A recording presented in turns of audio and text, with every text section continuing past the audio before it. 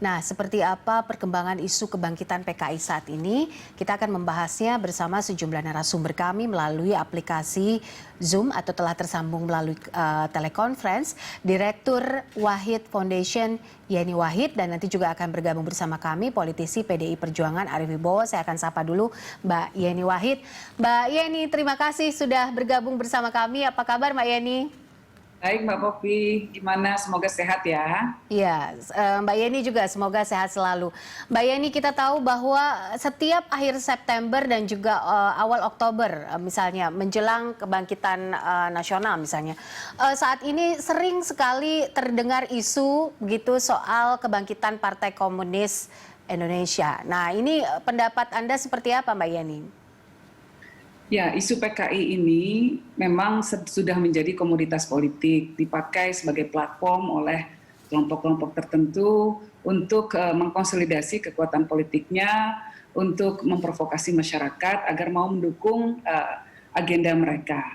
Nah, kelompok-kelompok ini memang sengaja menciptakan berbagai macam isu, ya, apalagi isu-isu yang masih punya sisi emosional di dalam benak masyarakat.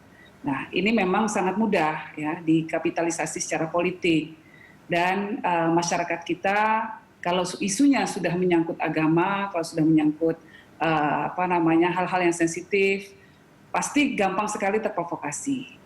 Nah, saya melihat seperti itu, masih ada gerakan dari, memang ini sengaja gerakan yang khusus punya nuansa politik kalau pada saat ini. Oke, kalau dibilang masih ada nuansa politik, ini kan kembali bergema beberapa waktu ini karena adanya salah satu organisasi yang juga mengungkap soal ancaman PKI yang kembali dihidupkan. Apakah ini memang untuk betul-betul hanya hal yang musiman saja muncul karena isu politik tertentu menjelang pemilu atau pilkada, atau memang untuk mengakomodir kepentingan politik tertentu yang memang telah digaungkan setiap tahunnya begitu? Memang ada orang tertentu yang ingin menciptakan musuh sehingga dia bisa menjadi pahlawan. Mereka bisa menjadi pahlawan di tengah-tengah masyarakat. Mau jadi pahlawan nggak ada musuhnya kan nggak bisa. Nah, itu yang pertama. Tapi kalau kita bicara soal isu yang mereka hembuskan sendiri mengenai ancaman bangkitnya ideologi politik, ideologi PKI atau gerakan bangkitnya PKI, mari kita cermati apa yang terjadi di seluruh dunia.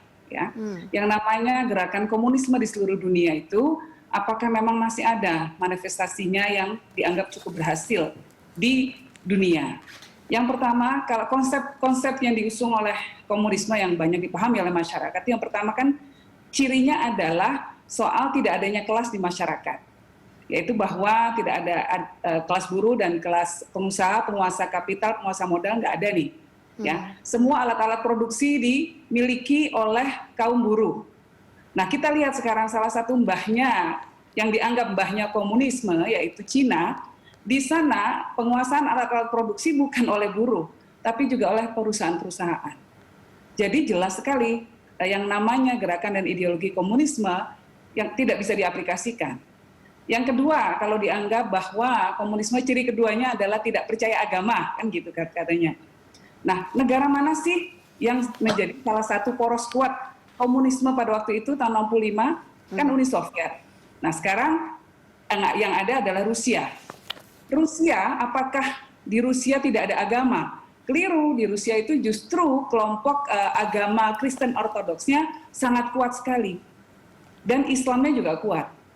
Jadi artinya apa? Kita mau mencoba membedah isu yang mereka tampilkan ini dengan fakta-fakta yang ada, ternyata tidak sinkron. Dan inilah yang menurut saya tercermin dari perilaku masyarakat yang disurvei tadi, menunjukkan bahwa masyarakat cukup sadar bahwa ini hanyalah agitasi politik, ini adalah provokasi-provokasi politik yang coba digulirkan agar bisa melakukan konsolidasi politik gitu. Oke, Mbak Yeni, kalau kita lihat kan tadi jelas pernyataannya tegas bahwa ini pasti adalah untuk kepentingan politik tertentu. Sebenarnya isu yang disasar ini, dari isu ini yang disasar lebih clear itu apa sih Mbak Yeni? Kalau kita lihat dan dianalisa begitu dalam beberapa waktu ini. Ya, yang jelas menciptakan keresahan di tengah-tengah masyarakat. menciptakan ketidakpercayaan kepada sistem bernegara yang sudah ada, terutama kepada para pemimpin-pemimpin yang telah dipilih secara demokratis. Nah, saya hanya ingin memberikan himbauan bahwa negara kita ini telah melalui begitu banyak fase konflik. Ya, mulai dari konflik 65, sebelum 65, ya, 48, 65, lalu kemudian yang masih grace dalam ingatan kita, 98, itu semua terjadi karena provokasi yang dilakukan, ya, dan salah satunya adalah kelompok tertentu dalam masyarakat kita lah. Nah, saya ingin mengingatkan kita semua, masyarakat kita itu masih sangat sensitif dan sangat mudah diprovokasi, apalagi kalau provokasinya dilakukan atas nama agama.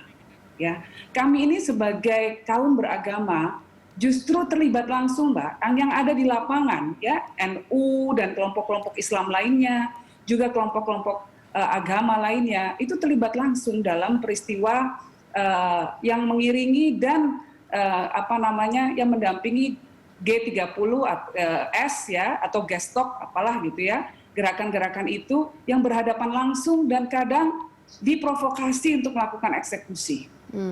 Okay. Jadi ini ada kepedihan yang mendalam yang kita simpan. Kita sesama warga bangsa dipaksa untuk saling membantai satu sama lain karena adanya provokasi-provokasi politik. Sudah cukup. Cukup, jangan lakukan itu lagi. Bangsa ini sudah banyak persoalannya, bangsa ini kita masih emosional kadang-kadang. Jangan lagi provokasi-provokasi menggunakan isu agama, menggunakan isu politik, isu PKI dan lain sebagainya. Kalau memang mau menguatkan rasa kebangsaan kita, perjuangkan masyarakat miskin, berjuang melawan korupsi, ya, berjuang melawan intoleransi, berjuang melawan diskriminasi dan intimidasi, itu yang harus kita lakukan secara bersama-sama.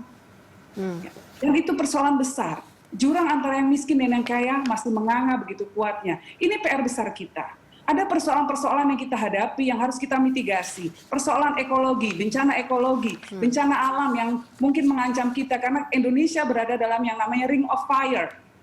Kita harus siap kalau ada bencana alam, kita mau melakukan apa? Ini yang seharusnya jadi fokus kita ke depan. Energi kita salurkan ke sana. Kalau ada masyarakat miskin, apalagi di tengah-tengah pandemi seperti ini, nggak kurang masalah memangnya. Kok mesti masih cari masalah lagi? Ya. Kadang-kadang itulah saya merasa sedih sekali. Oke, baik. Ada hal yang harus sangat kita bold saat ini. Masih banyak persoalan lain yang lebih penting. Apalagi setelah agenda reformasi yang sudah dilakukan bangsa Indonesia. Kolusi, korupsi, nepotisme masih banyak yang harus diberantas. Itu yang disampaikan oleh Mbak Yeni daripada sekedar harus percaya kepada isu yang bermuara kepada kepentingan politik tertentu. Pemirsa, dan kami akan kembali. Mohon maaf ya, mau kritis terhadap pemerintah, mau kritis terhadap penguasa, lakukan. Saya sangat setuju dan saya juga sering melakukan itu. Boleh. Tapi jangan dengan isu yang bisa memecah belah masyarakat. Baik, oke. Jangan sampai percaya dengan isu yang memecah belah masyarakat. Itu yang dibold oleh Mbak Yeni hari ini. Kami akan kembali dengan perbincangan menarik lainnya bersama Mas Arief Wibowo, politisi PDI Perjuangan, sesaat lagi.